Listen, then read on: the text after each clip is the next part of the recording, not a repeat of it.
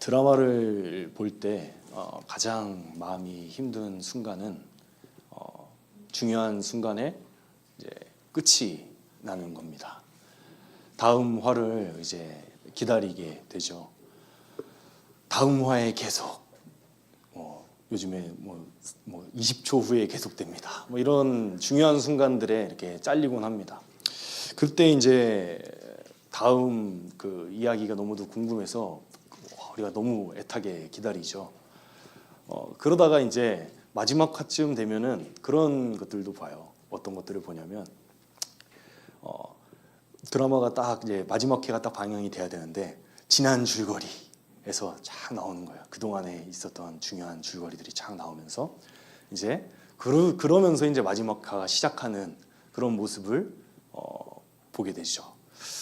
저는 그래서 이제 드라마가 다 끝나고서 보는 걸 좋아해요. 그 기다리는 게 너무 힘들어서 이제 드라마가 다 끝나고서 뭐 보게 되면 이렇게 보게 되는데 지금 이제 사도행전의 말씀이 바로 그 마지막 화 같은 그런 느낌을 우리에게 주는 말씀입니다. 누가복음을 이제 쓰고 그리고 끝이 났죠. 그리고 다음 화에 계속 하면서 시작되는 다음 화가 바로 사도행전입니다. 그래서 누가복음의 끝과 사도행전의 시작은 맞닿아 있어요.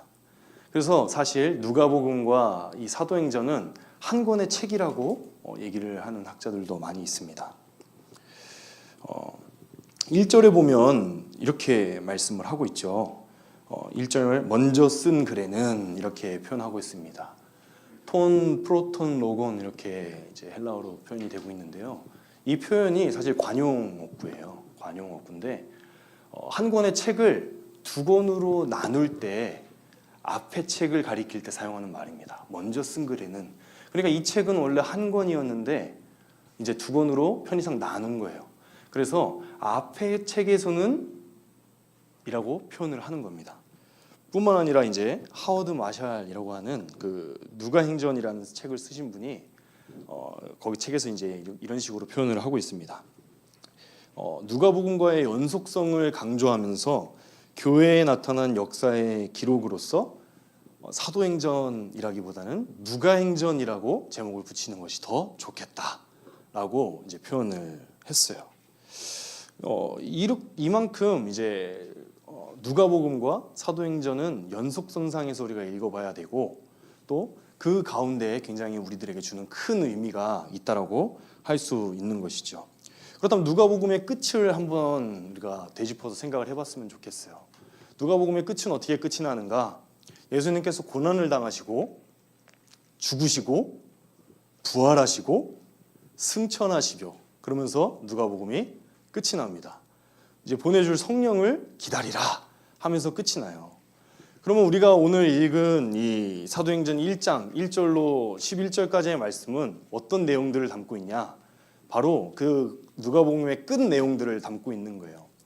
그래서 오늘 우리가 읽은 본문은요, 사실 누가복음의 결론이면서 동시에 사도행전의 서론이라고 할 수 있는 것입니다. 누가복음의 본론이면서 사도행전의 서론인 이 말씀을 통해서 하나님께서 우리에게 하고자 하시는 말씀이 무엇일까? 우리가 오늘 살펴보았으면 좋겠습니다. 먼저 성령께서 임하셨던 그 공동체를 우리가 한번 생각을 해봐야 됩니다. 성령께서 공동체에 임하셨을 때 그 상황, 이제 이 제자들이 모여 있었죠. 그리고 기다리고 있는 가운데 마가의 다락방에 성령이 임하십니다. 성령이 임하심과 동시에 무엇이 생겨났죠? 마가의 다락방에서 무엇이 시작이 된 거예요?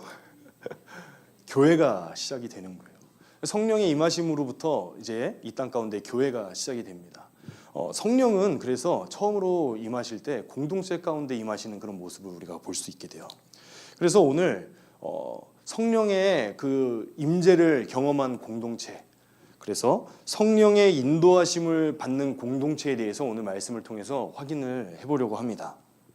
첫 번째로 성령의 인도하심을 받는 공동체는요, 변화의 삶을 사는 공동체입니다. 변화의 삶을 사는 공동체.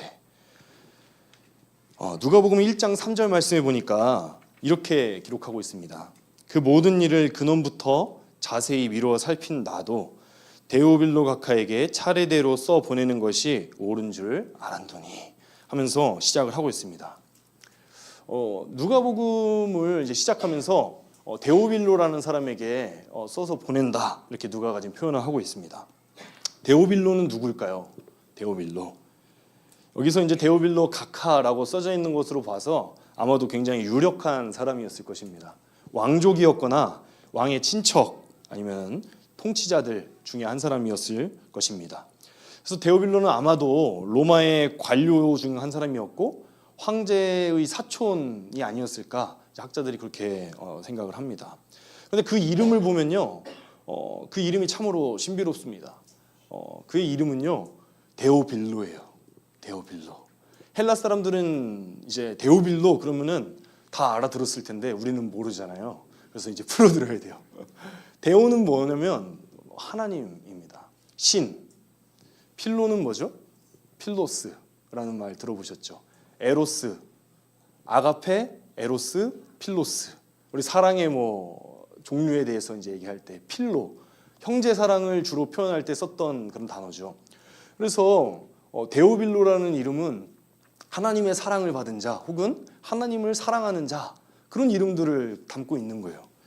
그러니까 아마도 이 데오빌로는 어떤 경로를 통해서인지는 모르겠지만 그리스도의 복음을 듣고 교회에 관심이 생겨서 누가 앞에 나왔던 그런 한 사람이었을 것으로 추정이 됩니다.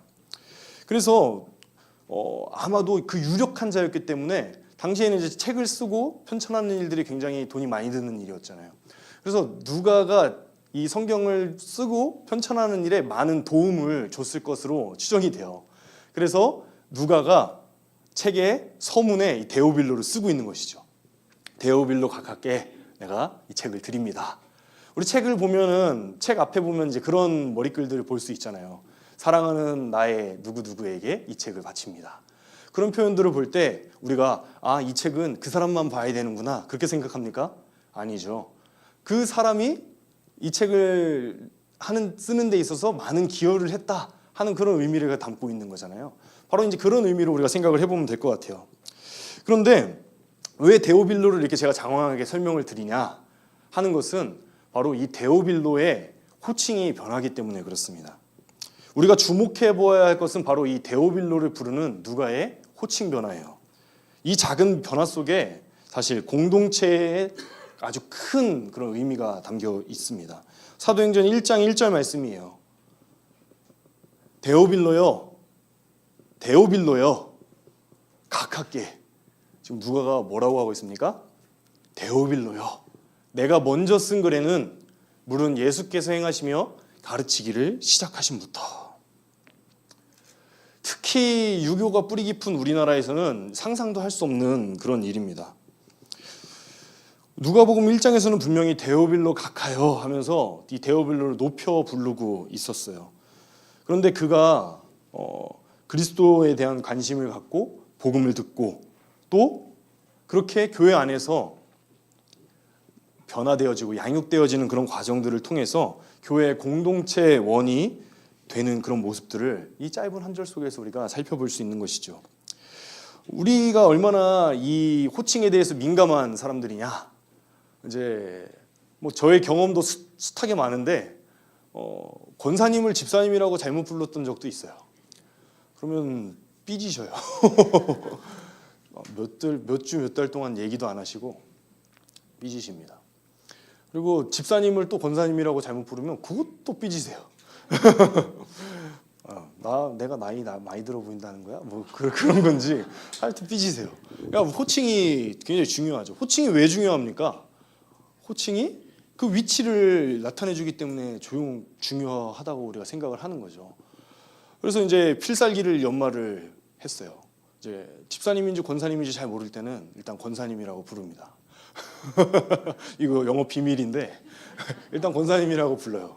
그리고 좀 이렇게 저기 느낌이 안 좋아. 그러면은 이제 너무 이렇게 칭찬을 막 하고 와 이렇게 경건해 보이시고 교회에서 이제 봉사도 많이 하시고 당연히 권사님인 줄 아셨다고 이제 하는 거죠.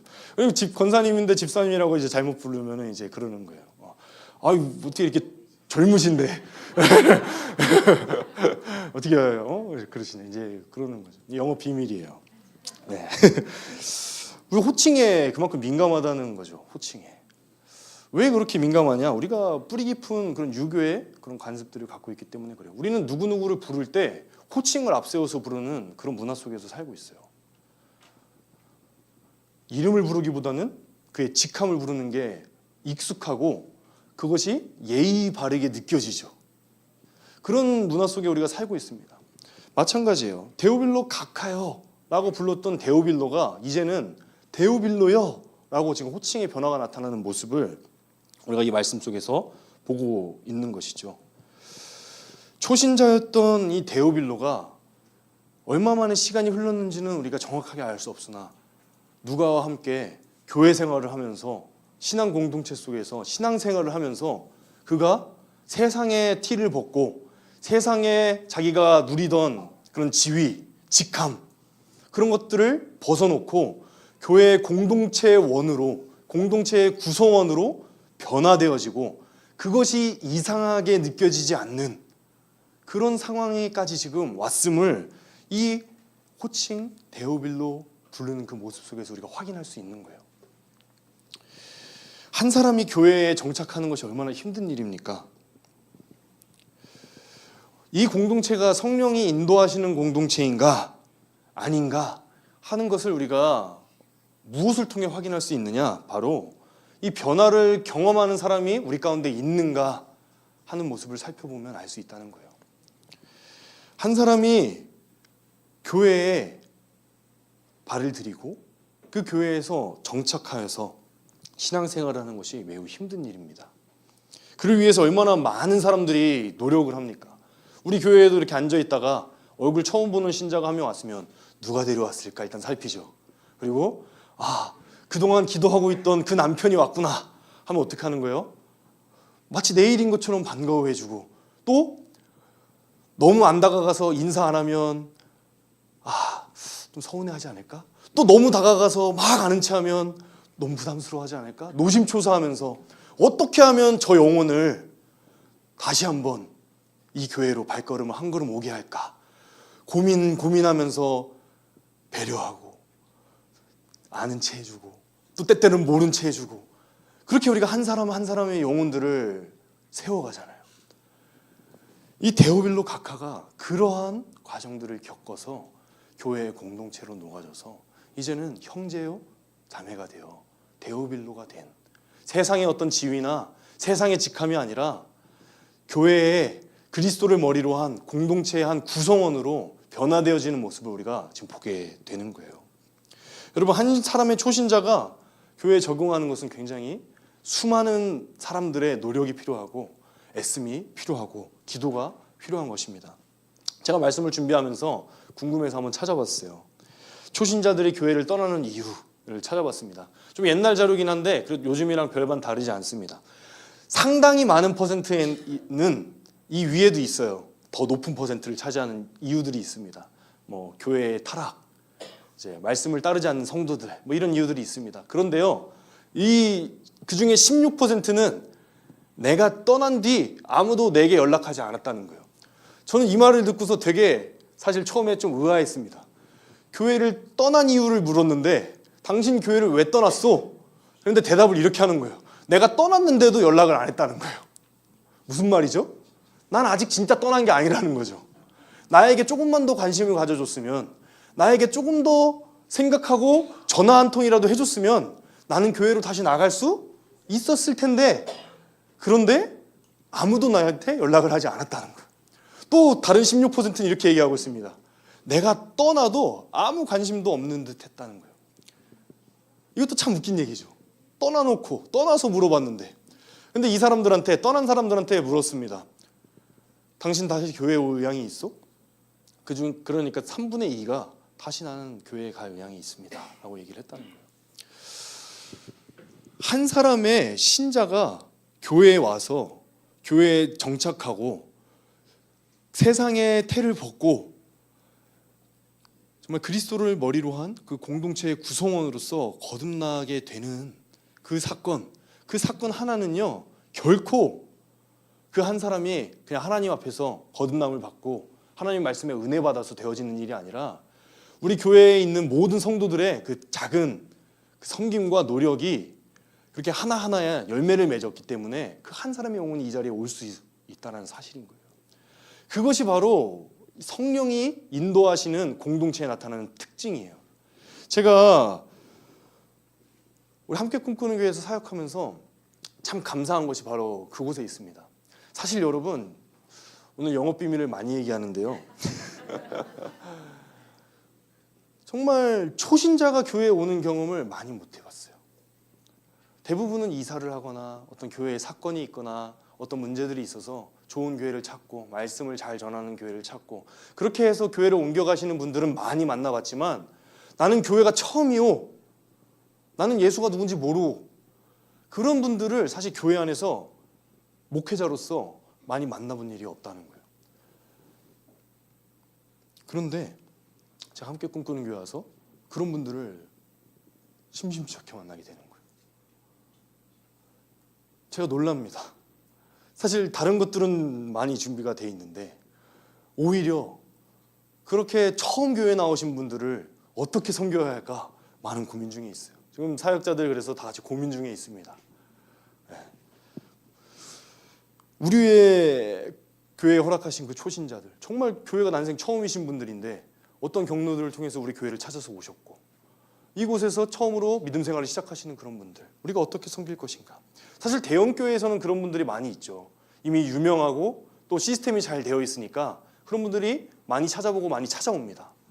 그런데 우리는 그런 초신자를 경험하기가 쉽지가 않은 그런 사실은 현실 속에 있는데 그럼에도 불구하고 우리 교회에 그렇게 많은 초신자들이 찾아온다는 거예요. 저는 이곳에서 바로 우리 교회 안에 성령께서 역사하시는구나, 바로 우리 공동체가 성령이 역사하는 공동체이구나 하는 그런 확신을 저는 누립니다. 그래서 그들에게 어떻게 하면 복음을 전할 수 있을까? 그들에게 어떻게 하면 그들을 가르치고 공동체 안에서 이 예수 그리스도의 사랑을 경험하고 누리게 할 수 있을까? 그것들을 고민하고 그렇게 세워가고 있는 중이에요. 바로 이것이 성령이 인도하시는, 성령의 인도하심을 받는, 성령을 따르는 공동체에 나타나는 증거라는 거예요. 죽었던 영혼들이 살아나고 회복되어지는 그런 역사들, 인생이 세상 가운데 살면서 세상의 직함을 가지고 교회에 와서 나는 세상에서 이런 사람이야 라고 시작했을지라도 그곳에서 예수 그리스도의 사랑을 누리면서 말씀을 통해 배우며 공동체를 깨닫고 그것들이 다 쓸모없는 것이고 먼지와 안개 같은 것들임을 깨달으면서 이제는 나는 그리스도인이요 외에 남지 않는 그 사람으로 변화되어지는 그런 한 사람이 우리 가운데 있다 하는 것이 바로 우리의 공동체가 살아있는 공동체다 하는 그런 믿음의 증거라는 사실이에요. 그런데 여기에 안주해서는 안 되겠습니다. 그러한 성령의 인도하심을 따라서 우리는 계속해서 더욱더 성령의 확실한 증거들이 나타나는 그런 교회로 한 걸음 한 걸음 더 나아가야 돼요. 그래서 우리가 해야 될 것이 있습니다. 두 번째로 성령의 인도하심을 받는 공동체는 그래서 증인의 삶을 사는 공동체예요. 증인의 삶을 사는 공동체. 사도행전 1장 8절 말씀입니다. 너무 유명한 말씀이죠. 자, 눈 감고 시험에 드시는 것 같아서 보고서 읽겠습니다. 자, 오직 성령이 너희에게 임하시면 너희가 권능을 받고 예루살렘과 온 유대와 사마리아와 땅끝까지 이르러 내 증인이 되리라 하시니라. 성령이 인도하시는 공동체, 바로 증인의 삶을 사는 공동체입니다. 우리가 방금 읽은 이 구절은 너무도 유명한 구절이라 잘 알고 계시죠. 대위임령, 지상명령, 교회의 사명, 이런 너무도 거룩하고 큰 그런 제목들이 붙어있는 그런 말씀입니다. 너무 거대하게 느껴지죠. 혹자들은 이 말씀에 순종하여서 진짜 하나님의 말씀에 순종하는 그런 마음을 담아서 정말 땅끝까지 그 복음이 전파되지 않는 하나님의 복음에 목마른 그런 사람들을 향해서 선교사로 헌신하며 나아가기도 합니다. 그렇게 귀한 증인의 삶으로 나아가죠. 또 혹자들은요, 이 명령을 따라서 단기 선교, 이런 어떤 선교들, 특수한 선교들에 나아가기도 해요. 여건이 닿는 대로 내가 지금 나의 기술들이나 나의 갖고 있는 재능들을 가지고 그것을 필요로 하는 사람들에게 그것들을 쓰고 또 그들에게 예수 그리스도의 사랑을 전하는 그런 사역들도 합니다. 또 혹자들은요, 이 명령을 따라서 내가 비록 그렇게 직접 선교사로 또는 단기 선교나 어떤 봉사들로 나아가지 못하지만 물질로, 그래서 선교사를 후원하든지 이웃사랑 헌금을 드리든지 선교 헌금을 드리든지 여러 가지 방법들로 물질로서 이 귀한 사명을 함께 감당하고 있습니다. 이 역시도 굉장히 귀한 증인의 삶이라고 할 수 있죠. 그런데 주목해 보고자 하는 것은요, 온 땅끝까지 복음을 전하는 일에 있어서요, 그 시작이 어디인가 하는 거예요. 그 시작. 우리는 땅끝에 굉장히 주목을 하지만요, 그 시작은 예루살렘부터 시작을 합니다. 당시 사람들은요, 그리스도의 복음을 유대인 혹은 예루살렘, 유대 지역에 국한시켜서 생각을 했었어요. 그러나 하나님의 명령은요, 그들이 싫어하던 사마리아인도 넘어서 경멸하던 이방인들, 그리고 자신들을 지배하던 로마인들, 멀리 아시아에까지 널리 복음을 전파할 것을 명령하시는 것이 바로 하나님의 명령이죠. 우리가 주목해 볼 부분은 그렇게 땅끝까지 복음을 전하지만 그러나 그 복음의 시작은 바로 예루살렘부터라는 거예요. 증인의 삶은요, 물론 특별한 소명들을 가지고서 나가신 선교사님들처럼 그렇게 땅끝에 이르러 그리스도의 복음을 전하는 것도 증인의 삶이지만요, 우리의 삶 가운데, 우리의 지척에, 나의 근처에, 나의 지근거리에 있는 우리의 삶에서 그러한 분들을 돕는 일에서부터 이 증인의 삶이 시작된다는 사실을 우리가 기억했으면 좋겠습니다. 오늘 말씀에 우리에게 궁극적으로 요구하시는 삶은요, 먼저 나와 가까운 곳에 있는 사람들에게 복음이 증거되어지는 삶이 바로 증인의 삶이다라는 사실을 말씀하는 것입니다. 무엇이 더 어렵습니까? 참으로 어려운 일이죠. 나의 삶, 또 내 형편, 나의 믿음의 모습을 보면 참 그렇습니다. 어디 가서 그리스도인이라 말하기도 부끄러웠던 그런 모습들도 사실 우리의 마음 가운데, 우리의 삶 가운데 있었어요. 그런데 우리가 보고 증인의 삶을 살라고요? 우리 가까운 사람 가운데에서 증인의 삶을 살자고요? 성경을 한번 다시 보겠습니다. 새 번역으로 볼 텐데요, 사도행전 1장 8절 말씀입니다. 새 번역이 이렇게 번역을 하고 있습니다. 그러나 성령이 너희에게 내리시면, 다 같이 읽겠습니다. 그러나 성령이 너희에게 내리시면 너희는 능력을 받고 예루살렘과 온 유대와 사마리아에서 그리고 마침내 땅끝까지 이르러 내 증인이 될 것이다. 그러나 라고 시작을 하고 있습니다. 그러나 너희들이 여전히 세상의 것들을 추구하고 땅의 것들을 바라보면서 하나님 나라가 언제 오냐, 그 때를 구하는 그런 어리석은 질문을 하고 있느냐. 그러나 성령이 너희에게 내리시면, 이런 표현으로 아마 새 번역은 번역을 한 것 같아요. 그런데요, 헬라어 원어로 보면요, 사실 순서가 다릅니다. 그러나 너희는 능력을 받는다 라고 시작을 하고 있어요. 그러나 너희는 능력을 받는다. 언제? 성령이 너희에게 내리시면. 그러면 너희는 증인의 삶을 살게 될 것이다 라고 말씀하고 있어요. 그것이 오직 성령이라고 할 때 오직이 담아내는 그 의미예요. 무슨 말씀입니까? 우리로서는 증인의 삶을 살 수가 없는데, 우리의 삶의 형편을 보고 우리의 삶의 모습을 보면 결코 어디 가서 그리스도인이라고 말하기 부끄러운 인생인데, 그러나 성령이 우리 가운데 임하실 때 그러한 삶을 살 수 있게 된다는 거예요. 성령이 임하실 때의 권능을 받게 됩니다. 그래서 칼빈은 이렇게 번역을 하고 있어요. 사도행전 1장 8절 주석을 하면서요. 성령이 너희에게 임하실 때에 너희가 권능을 받는다 라고 말씀을 하고 있습니다. 얼마나 감사한 말씀인지 몰라요. 하나님께서 우리에게 하나님의 사명을 맡기실 때 일단 해. 하는 거 보고 내가 좀 주든지 말든지 할게. 하지 않으셔요. 하나님께서는 우리에게 사명을 주실 때는요. 반드시 먼저 우리에게 그 능력을 주시는 분이에요.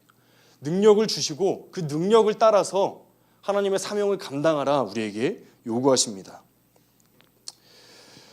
성령이 임하실 때 이제 권능을 받게 됩니다. 권능은 헬라어로 디나미스예요. 디나미스. 디나미스에서부터 파생된 단어가 다이너마이트입니다. 그런 권능, 파워, 힘 이런 뉘앙스를 많이 갖고 있죠. 그래서 이 권능이라는 단어는요. 하나님께서 기적들을 베푸실 때 많이 사용이 됐어요. 여러 가지 기적들.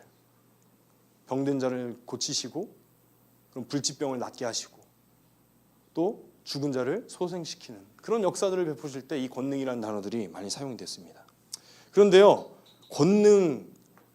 이 권능이라는 것이 우리에게 궁극적으로 말씀해 주시는 것은 무엇이냐면요. 바로 우리의 죄를 사해 주시는 그래서 우리를 구원해 주시는 하나님의 능력을 나타내는 단어가 바로 이 권능이에요.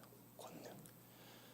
그래서 병 고치신 일들, 불치병을 낫게 하신 일들, 죽은 자를 소생시키는 그런 모든 일들은 사실 우리들의 삶 가운데에서 죄악 가운데에서 불치병과 같이 고침받을 수 없는 것과 같이 그렇게 죄악 가운데 살아가던 우리들을 그래서 죽을 수밖에 없었던 우리들을 그 죽음 가운데에서 건지신 그 예수 그리스도의 사역이 바로 예표해 주는 것이 바로 이 권능입니다. 이 권능은 그래서 우리를 구원으로 인도하시는 능력이라고 할 수 있어요. 성령이 임하시면 이 권능을 받는다. 이 권능을 주십니다. 물로 칠 홍수, 8 아라랏산, 구름 속의 무지개. 뭔지 모르겠죠. 귀 있는 자는 들으시죠 이제. 창세기 7장에는 홍수에 대한 이야기. 8 아라랏산, 이제 아라랏산에 방주가 걸렸죠. 구름 속의 무지개. 창세기 9장입니다. 열국 백성. 이제 노아의 후손들이 어떻게 다시 열국 백성이 되어지는가. 그리고 10일 뭐예요? 바벨탑입니다. 그냥 열심히 외워봐서 한번 해봤어요. 창세기 11장 9절 말씀에 바벨탑이 나와요. 그런데 사람들이 바벨탑을 왜 세웠을까요? 홍수를 당한 이후에 바벨탑을 세웠잖아요. 하나님께서 죄악이 이 땅에 간영함을 보시고 사람들을 심판하십니다. 그리고 기회를 주었음에도 불구하고 사람들은 돌이켜 하나님께 돌아오지 않았어요. 오직 노아만 하나님의 은혜를 입어서 방주를 짓고 그 방주를 짓고 방주를 타게 되는 그런 은혜를 누리게 됩니다. 그래서 이제 노아의 후손들로 새롭게 민족이 시작이 되죠. 그렇게 노아의 후손들로 민족이 시작이 되었는데 그 민족은 역시 어떤 민족이에요? 죄악이 충만한 민족이었던 거예요. 그래서 하나님으로부터 끊임없이 멀어집니다. 그래서 무엇을 찾아 떠나냐면 하나님으로부터 멀어져 계속 떠나게 되는 거예요.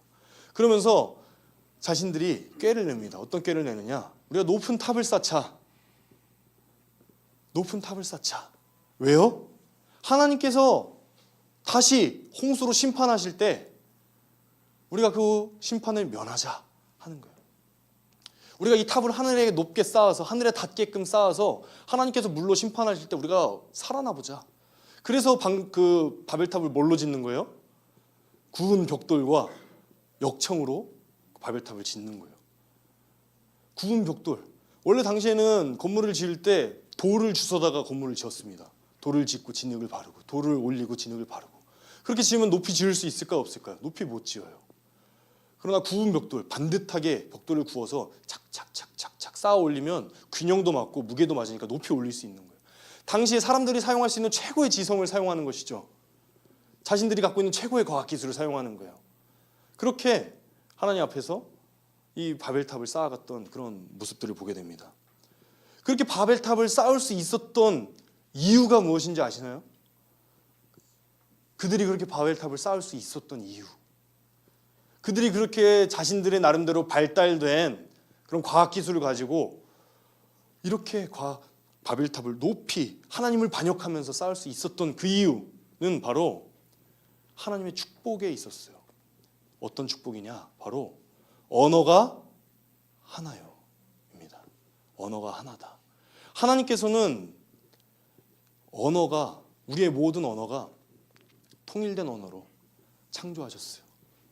아마도 하나님과 직접 소통하며 하나님과 교제 나누기에 부족함 없는 그런 언어였을 것이라 생각이 됩니다. 하나님께서 주신 언어는요, 너무도 완벽하여서 사람들끼리도 의사소통 나눌 때 하나님 안에서 그 언어를 가지고 사람들끼리 의사소통할 때 부족함이 없었던 거예요. 그렇게 하나님께서 주신 은혜를 가지고 하나님과 교제하며 또 하나님의 백성들과 함께 나누는 데 사용하는 것이 아니라 하나님으로부터 멀어지고 자신들의 욕망을 위해서, 자신들의 안위를 위해서 그 하나님의 은혜를 사용하자 하나님께서 심판을 내리십니다. 그것이 무엇이냐면 바로 창세기 11장 9절 말씀이에요. 함께 읽겠습니다. 그러므로 그 이름을 바벨이라 하니 이는 여호와께서 거기서 온 땅의 언어를 혼잡하게 하셨음이니라. 여호와께서 거기서 그들을 온 지면에 흩으셨더라. 하나님께서는 이 백성들 보고 흩어지라 그랬어요. 이 땅에 충만하라, 이 땅에 편만하라, 이 땅을 가득 채우라. 그러나 우리들은 모일 겁니다 하는 이 백성들을 향하여서 언어를 혼잡하게 하시고 이 백성들을 강제로 흩어버리십니다. 그것이 바로 백성들의 죄 때문이었죠. 죄. 그 죄로 인해서 우리가 지금 여러 가지 다른 언어들로 이렇게 배우면서 살아야 되는 거죠. 지난 주일에 이제 사실 우리 유치동부 친구들에게 이 홍수에 대해, 바벨탑에 대해서 설교를 했어요. 근데 우리가 영어를 배워야 되는 이유가 뭔지 아냐? 우리의 죄 때문이다. 죄만 안 지었어도 하나님의 그 언어로 우리가 영어를 안 배워도 되는데, 하나님과 소통하면서 직접 얘기할 수 있는데, 그 인간의 죄 때문에 이렇게 된 거다. 언어를 흩으셨다는 것은 그래서 그런 어떤 인간들의 그런 과학기술이나 이런 문명들의 발달을 하나님께서 저해하셨다는 거예요. 제가 이 말씀을 이렇게 장황하게 드리냐면 바로 이 죄악으로 인하여서 무너지고 멀어지고 흩어지는 공동체가 회복되는 시점이 있습니다. 그 시점이 바로 오늘 우리가 읽은 이 사도행전이 시작되는 바로 그 시점이기 때문에 이 말씀을 드리는 거예요. 사도행전 2장 4절 말씀인데요, 우리 찾으셔서 다 같이 읽겠습니다. 사도행전 2장 4절 말씀입니다. 이 말씀도 너무 유명한 말씀이에요. 다 같이 한번 읽어보겠습니다. 시작. 그들이 다 성령의 충만함을 받고 성령이 말하게 하심을 따라 다른 언어들로 말하기를 시작하니라. 다른 언어들로 말하기를 시작합니다. 성령의 충만하심을 받자 다른 언어들로 말하기를 시작하는 거예요. 교회가 시작되는 시점에서 하나님의 복음을 들고 이제 온 땅 가운데, 죄악이 관영한 온 땅 가운데 그리스도의 복음을 전하는 일에 있어서 무엇이 장벽이 되죠? 언어가 장벽이 되는 거예요. 그때 성령이 임하시자 무엇을 허락하시는 거예요? 언어를 허락하시는 거예요. 이 말씀 보시면서 와, 나도 방언으로 외국어 받았으면 좋겠다, 그러지 마세요. 이 말씀이 말하고자 하는 의미는 그런 의미가 아닙니다. 죄악 가운데 흩어졌던 그 언어들을 성령이 임하실 때 교회를 통해서 회복시키신다는 그런 의미예요. 그렇기 때문에 성령이 사역하시는, 성령이 일하시는 공동체는요, 증인의 삶을 살 수 있게 되는 거예요. 여러분, 회복하실 때 하나님께서 우리의 죄악된 모습들, 하나님부터 멀어지려고 했던 그런 모습들을 성령을 통해서 회복시켜 주시는 것이 바로 성령의 능력입니다. 성령의 권능이에요. 바로 이런 회복이 우리 안에 있는가를 우리가 오늘 말씀을 통해서 살펴봐야 되는 것입니다. 우리의 언어가 회복되어 하나님과 소통하고 계십니까? 무슨 말이에요? 기도하고 계시냐는 거예요. 우리의 깨어진 관계가 회복되어 하나님의 음성이 여러분 들리십니까? 그럼 말씀 묵상하고 계시냐는 거예요. 그 말씀대로 순종하는 삶을 살고 계시냐는 거예요. 이것이 바로 시작이라고 말씀하는 겁니다. 하나님과의 회복, 죄인에서의 의인으로의 회복, 기도의 회복, 말씀의 회복을 통해서 나타날 수밖에 없는 우리의 말과 행동과 우리의 구습과 우리의 가치관들이 변화하는 그런 우리의 삶의 변화들이 우리의 삶 가운데 나타나고 있느냐. 그래서 그 모습들을 보고 우리의 가까운 예루살렘에 있는 우리의 지척에 있는 사람들이 정말 성령의 능력을 우리의 모습을 통하여서 보고 우리의 모습을 통하여서 하나님의 말씀이 살아있음을 경험하는 그런 모습들이 바로 우리에게 주시는 이 지상명령, 땅끝까지 이르러 나의 증인이 되라 라는 그 명령의 시작점이 되는 것입니다. 멀리서 찾지 마세요. 우리의 그런 모습, 성령을 경험한 나의 모습, 성령을 통하여 회복된 나의 모습을 통해서 우리 주변 사람들이 회복되어지는가를 찾아보면 그것이 바로 우리에게 믿음의 증거가 될 줄로 믿습니다. 그럴 때 우리는 비로소 현실을 제대로 살 수 있게 됩니다. 그래서 성령의 인도하심을 받는 공동체는요, 세 번째, 현실의 삶을 사는 공동체입니다. 현실의 삶을 사는 공동체. 이 말이 좀 오해될 수도 있겠습니다. 그럼 현실을 잘 살라는 건가? 맞습니다. 반은 맞고 반은 틀려요. 예루살렘을 떠나지 말고 기다리라 명령하시자 제자들은 또 오해합니다. 어떻게 오해하는 것이죠? 하나님 예루살렘 이스라엘 나라를 회복하심이 이때입니까? 제자들은 또 그렇게 묻고 있는 거예요. 여기서 기다리라 그러니까 예루살렘에서 왜 기다리라 그러시지? 그래서 예수님께서 대답하시죠. 때와 시기는 아버지께서 자기의 권한에 두셨으니 너희가 알 바 아니다. 그러시면서 지상 명령을 쭉 하시면서 그 다음에 하늘로 올라가십니다. 하늘로 올라가셨어요.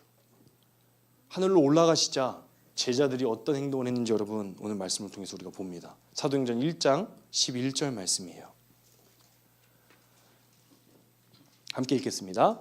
이르되 갈릴리 사람들아 어찌하여 서서 하늘을 쳐다보느냐 너희 가운데서 하늘로 올려지신 이 예수는 하늘로 올라가심을 본 그대로 오리라 하였느니라.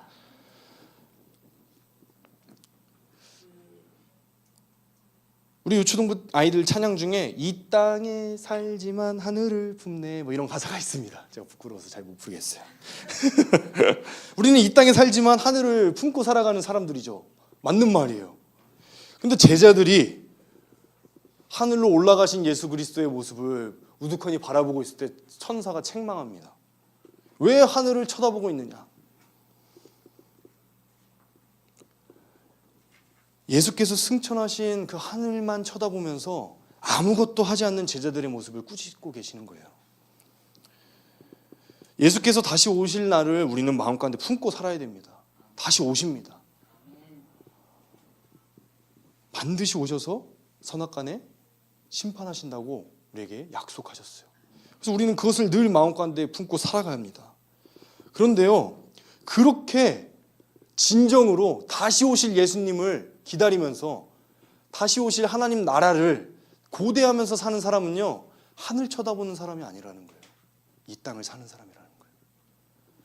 이 사람이 진짜 그리스도인인가 아닌가, 이 공동체가 정말 그리스도를 따르는 공동체인가 아닌가는 바로 그 모습 속에서 우리가 증거로 삼을 수 있다는 거예요.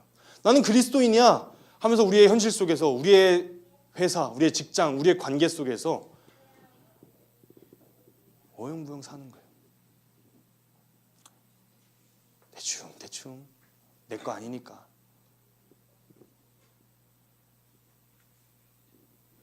교회도 마찬가지입니다. 나는 구원받은 사람이네 하면서 어영부영 예배 생활하고 하는 거예요. 그런 모습들이 아니라 우리에게 요구하시는 모습은요, 바로 현실의 삶을 바르게 사는 삶이에요. 바르게, 제대로. 천국을 기다리며 하늘나라를 정말로 우리가 마음가운데 품었다면 쓸데없는 고민하지 말라는 거예요. 칼빈이 너무 재밌게 이 말을 표현하고 있습니다. 예, 그래서 제가 이제 가져왔는데요. 사도행전 주석에서 칼빈이 이렇게 이 내용을 표현하고 있습니다. 우리는 이제 장차올 생명의 상태에 대해서 쓸데없는 공론을 하는 대신에 것 대신에 예수님이 언제 오실까 날짜를 세고 주 예수여 어서 오시옵소서 하면서 그런 기다림도 이제 포함이 되겠죠. 그런 공론을 하는 대신에 차라리 현재로는 하나님 나라에 도달하는 그 길에 우리의 관심을 맞추어야 한다는 사실이다. 우리가 어떻게 하면 하나님 나라를 이 땅 가운데에서 살아서 갈 수 있을 것인가 고민하라는 거예요. 여러분, 때를 묻는 사람은 어떤 사람인지 아십니까? 제가 몇 가지 예를 들어볼까요? 자, 선생님 잠깐 교무실 갔다 올 테니까 너희들 자습하고 있어. 선생님 언제 오실 거예요? 뭐 하겠다는 거예요? 선생님 오실 때까지? 놀겠다는 거예요. 엄마 지금 중요한 일 있어서 잠깐 볼일 갔다 올 테니까 너 집에서 공부하고 있어. 엄마 언제쯤 오는데? 뭐 하겠다는 거예요? 그동안 컴퓨터 하겠다는 거예요. 갔다 와서 컴퓨터 본네트에 딱 손 얹어보면 컴퓨터 뜨거워요. 남 얘기 아니, 뭐 제 얘기예요. 제가 그랬어요. 다 들켰어요. 그래서 그런 거예요. 때를 묻는 그런 공론에 빠지지 말라는 거예요. 우리가 해야 될 것은요, 하나님 나라를 그렇게 사모하는 마음을 가지고요, 지금 우리가 처한 현실 속에서 최선을 다해서 살라는 거예요. 그것이 바로 하나님의 인도하심, 성령의 인도하심을 받는 공동체가 현실의 삶을 사는 태도라고 우리 성경이 말씀하는 것입니다.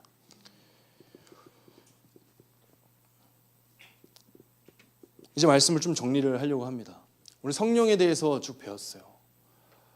성령이 인도하시는 공동체. 성령이 예수님께서 부활하시고 승천하시면서 우리들에게 성령을 보내주셨습니다. 그 성령은요, 마가의 다락방 가운데 임했어요. 교회 공동체 가운데 임했습니다.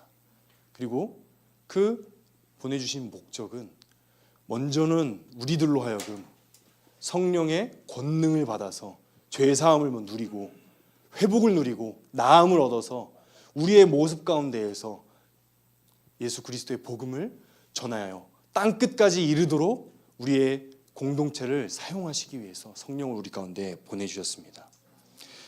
그래서 아더 피어슨이라는 학자가 한마디로 이렇게 표현합니다. 사도행전은 성령 행전이다. 여러분, 이제 큐티책이 바뀌었습니다. 오늘부터 사도행전이에요.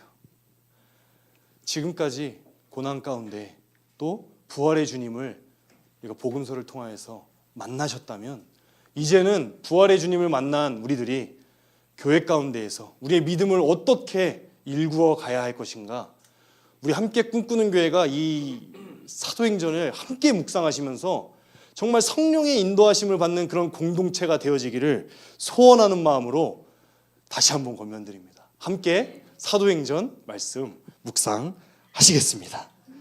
그래서 우리 공동체가 성령으로 충만한 공동체, 성령의 인도하심을 받는 공동체, 성령의 인도하심을 따르는 공동체, 그래서 성령의 인도하심을 늘 우리 가운데에서 경험하는 그런 믿음 있는 공동체 되기를 소원합니다.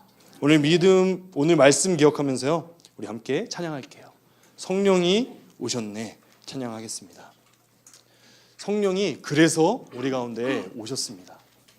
바로 부활의 주님을 경험한 우리들에게, 믿음을 살아가기 원하는 우리들에게, 능력 없고 힘없는 우리들에게 그러한 삶을 살라고 성령이 오셨습니다. 그러한 삶을 사모하는 마음으로 함께 고백하겠습니다. 허무한 시절 지날 때, 깊은 한숨 내쉴 때, 그런 풍경 보시며 한식하는 분이 있네. 부와 같이 너희를 버려두지 않으니 내가 너희와 영원히 함께하리라. 다시 한번 허무한 시절 지날 때, 허무한 시절 지날 때, 깊은 한숨 내쉴 때, 그런 풍경 보시며 단식하는 분이 있네. 부와 같이 너희를 버려두지 않으니 내가 너희와 영원히 함께하리라. 성령이 오셨습니다. 성령이 오셨네. 성령이 오셨네. 내 주에 보내신 성령이 오셨네. 우리 인생 가운데 친히 찾아오셔서 그 나라 꿈꾸게 하시네. 억눌린 자 갇힌 자, 억눌린 자 갇힌 자, 자유함이 없는 자, 피난처가 되시는 성령님 계시네. 주의 영이 계신 곳에 잠자유가 있다네. 진리의 영이신 성령이 오셨네. 성령이 오셨네.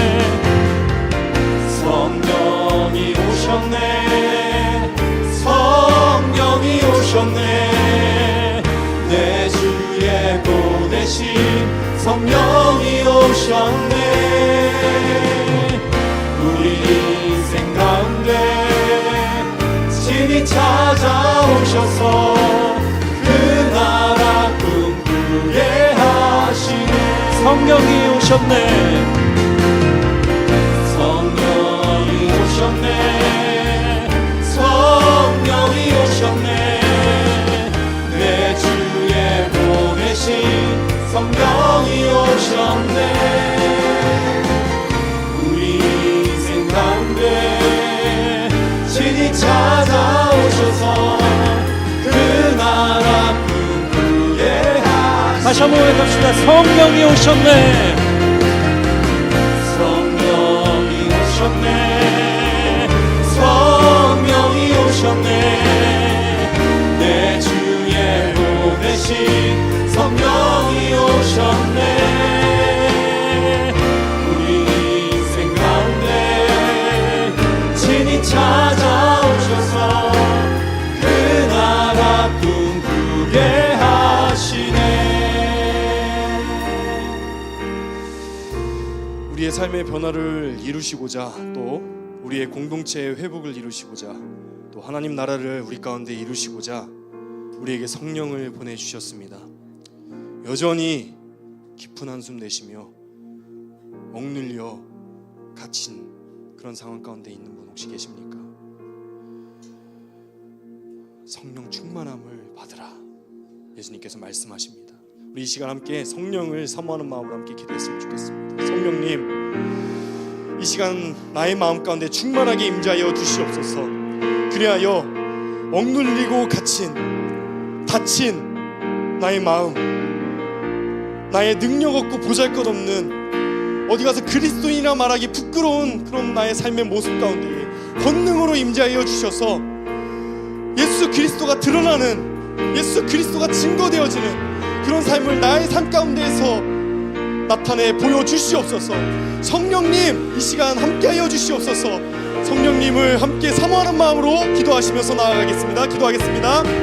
하나님 아버지 감사합니다. 주님, 우리들 가운데 주님께서 임재하여 주시옵소서. 아버지 하나님, 여전히 우리들은 갇힌 가운데, 억눌린 가운데 살아가고 있는 우리의 모습들을 주님 보게 됩니다.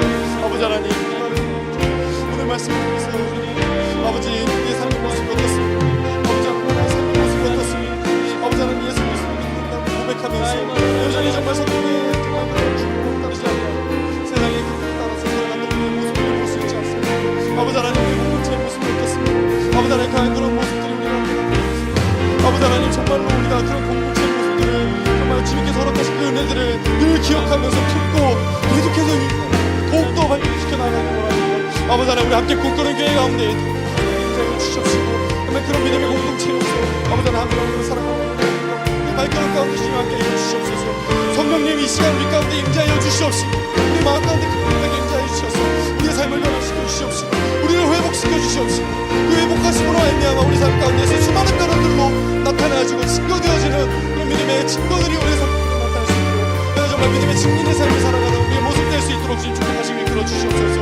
아버지 하나님 우리가 정말 그런 삶들을 살기 원합니다. 우리의 모습들 가운데 그런 믿음의 증거들이 경험되어지길 원합니다.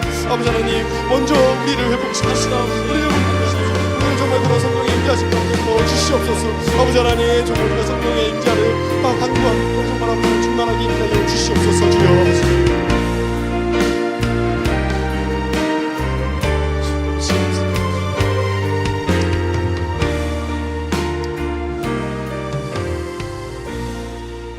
우리 함께 꿈꾸는 교회가 그러한 성령의 공동체가 되기를 소원합니다. 공동체에 속한 한 영혼이 성령으로 변화되어지고 하나님을 향하여 회복으로 나아가는 그런 공동체 되게 하여 주시옵소서. 상한 마음이 회복되어지고 죽은 영혼이 살아나는 그런 공동체 되게 하여 주십시오. 믿음의 전수가 다음 세대로 일어나고 부모에게서 자식에게 믿음이 전수되어지고 그런 믿음의 증거들이 고백되어지고 나눠진 그런 공동체가 되게 하여 주십시오. 어린아이로부터 장성한 분량에 이르기까지 서로를 격려하며 세워주며 아껴주며 헌신을 베풀며 나의 것을 내어주며 성령의 충만함을 위하여 그것을 따라 서로를 세워가는 그런 믿음 있는 공동체, 그 공동체가 바로 우리의 공동체, 함께 꿈꾸는 교회가 되게 하여 주십시오. 주님께서 베풀어 주신 그 은혜들을 우리가 기억하며 그런 믿음을 누리는 우리의 삶이, 우리의 공동체가 앞으로도 변함없이 하나님 안에서 바르게 성령을 따라 살아가는 그런 믿음의 공동체가 될 수 있도록 해달라고 함께 간구하며 나아가도록 하시겠습니다. 기도하시겠습니다. 하나님 아버지, 참으로 주의 크신 은혜와 사랑에 감사를 드립니다. 아버지 하나님께서 우리의 함께 꿈꾸는 교회를 이 땅 가운데 세우시고 성령을 따라서 성령을 인하여서 우리 교회를 이루어 가시는 줄 믿습니다. 아버지 하나님, 우리가 정말 성령의 인도하심을 따라가는 그런 귀한 공동체로 계속해서 정말 인도되어지길 원합니다. 아버지, 그를 위하여서 우리가 마음속에 힘쓰며 기도하시기 원합니다. 아버지 하나님, 바라옵기는 정말 그런 성령의 많은 그런 증거들이 우리 공동체 가운데에서 증거되어 나타나는 그런 은혜를 우리 삶 가운데 허락하여 주시옵소서.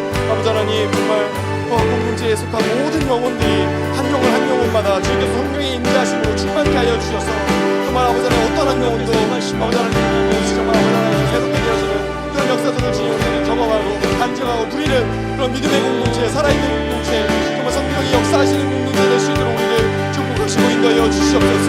아버지 하나님, 정말 상한 마음들과 심령들이 많이 있습니다. 아버지 하나님, 세상 가운데에서 정말 많은 정말 세상의 약함으로 인하여서 부족함으로 인하여서 아버지 하나님 정말 상하고 상처 있는 영혼들 이제 하나 주님 가운데 나왔습니다.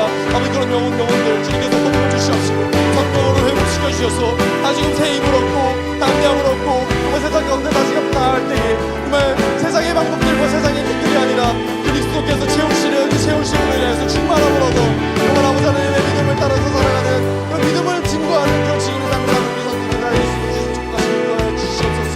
아버지 하나님, 바라옵기는 우리 함께 꿈꾸는 교회가 믿음의 전수가 일어나는 그런 교회가 되어지길 원합니다. 아버지 하나님, 믿음이 이때에서 아랫대로 전도되어지고 직원되어지고 정말 그 삶으로 우리가 그런 믿음들을 나타내어지고 가정에서 가정으로 그 믿음들이 전수되어지는 아버지 하나님 그런 믿음의 공동체가 되어지길 원합니다. 그래서 살아 역사하시는 성령님의 그런 역사하심들이 우리의 삶 가운데에서 우리의 공동체 가운데에서 늘 고백되어지고 늘 직원되어지고 늘 나타내시는 아버지 그런 믿음의 공동체 될 수 있도록 아버지 하나님 함께 꿈꾸는 사용하여 주시옵시고 인도하여 주시옵소서. 아버지 하나님, 우리 공동체가 그런 공동체가 되어주시고 정말 그런 공동체가 나갈 수 있도록 주님 축복하시기 끌어 주시옵소서. 주님 주시옵소서. 주님 같이 찬양합시다. 주 내 소망은 주도 알기 원합니다. 주 내 소망은 주도 알기 원합니다. 이전보다 더 가까이 더 가까이 가기 원합니다. 가기 원합니다. 오 주의 품에 기대기만 원합니다. 오 주의 품에 기대기만 원합니다. 주의 사랑으로 변화시켜 주시옵소서. 주의 사랑으로 변화시켜 주시옵소서. 다시 한번 뵙시다. 주 내 소망은 주도 알기 원합니다. 주 내 소망은 주도 알기 원합니다. 이전보다 더 가까이 가기 원합니다. 오 주의 품에 기대기만 원합니다. 오 주의 품에 기대기만 원합니다. 주의 사랑으로 변화시켜 주시옵소서. 주 사랑으로 날개치며 오르게 하소서. 주 사랑으로 날개치며 오르게 하소서. 은밀한 곳에 영원히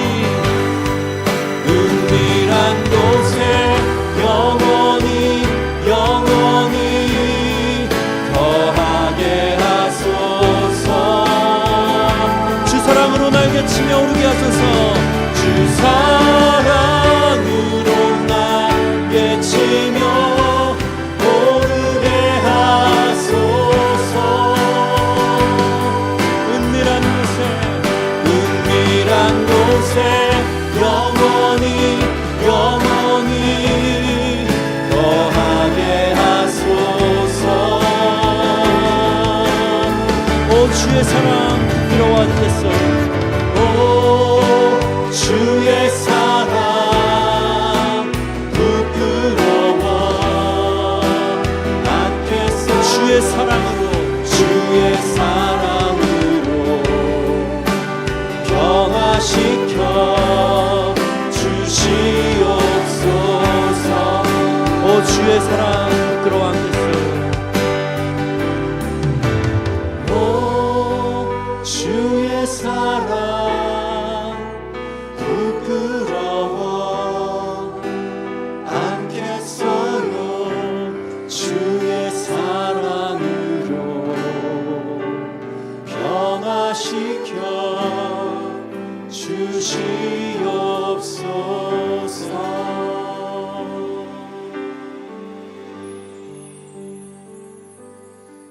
이 시간 우리 가운데 임재해 주시는 성령님께 참으로 감사를 드립니다.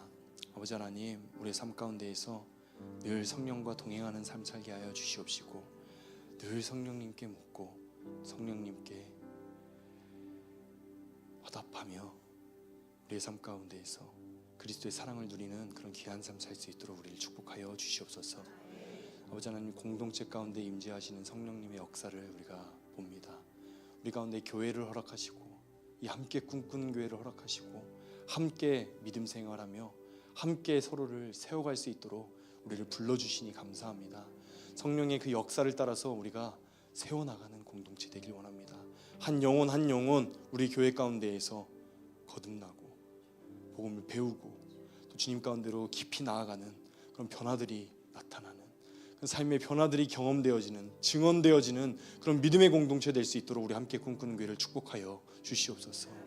아버지 하나님, 우리가 늘 주님의 뜻 가운데에 엎드리길 원합니다. 주님이 인도하시는 그 인도하심을 따르는 그 믿음의 공동체 되게 하여 주시옵시고, 날마다 그 믿음의 증언들을 우리의 삶 가운데에서 우리의 지척에 있는 사람들에게, 우리의 가족들에게, 나의 남편, 아내, 자녀들에게 먼저 그 믿음의 증거들을 나타내 보이며 그것들로 복음을 증언하는 그 증인의 삶을 살아가는 우리 함께 꿈꾸는 교회 믿음의 공동체 될 수 있도록 주님 축복하여 주시옵소서. 아버지 하나님, 바라옵기는 우리가 그런 공동체 되어지길 원합니다. 아버지 하나님, 우리 가운데 허락하신 성령님을 따라서 성령님의 인도하심을 따라 살아가는 그런 공동체 우리 가운데 허락하여 주시옵시고, 무엇보다도 우리가 늘 성령의 귀 기울이며 성령의 말씀에 순종함으로 나아가는 우리 믿음의 공동체 될 수 있도록 주님 축복하여 주시옵소서. 그렇게 힘을 입고 담대함을 얻어서 우리가 세상 가운데 나아가기 원합니다. 교회 안에 안주해 있지 않게 하여 주시옵시고, 교회와 세상이 분리되지 않게 하여 주시옵시고, 세상 가운데 나아가서 하나님의 말씀을 살아내는 그런 믿음의 공동체가 바로 우리 함께 꿈꾸는 교회가 될 수 있도록 주님 축복하시고 인도하여 주시옵소서. 그렇게 이루실 주님을 믿사오며 사랑 많으신 예수 그리스도 이름으로 기도했습니다. 아멘. 우리 주변에 있는 환우들과 또 마음 아파 기도하지 못하는 그런 영혼들을 위하여서 함께 기도하신 후에 각자 집으로 돌아가도록 하겠습니다.